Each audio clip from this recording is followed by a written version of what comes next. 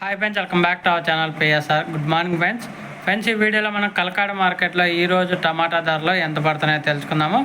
ఈరోజు డేట్ వచ్చేసి 1వ తారీఖు 7వ నెల 2024 సంవత్సరం. ఇక్కడ కలకాడ మార్కెట్లో అయితే 15 కేజీల బాక్సులు ఉంటాయి.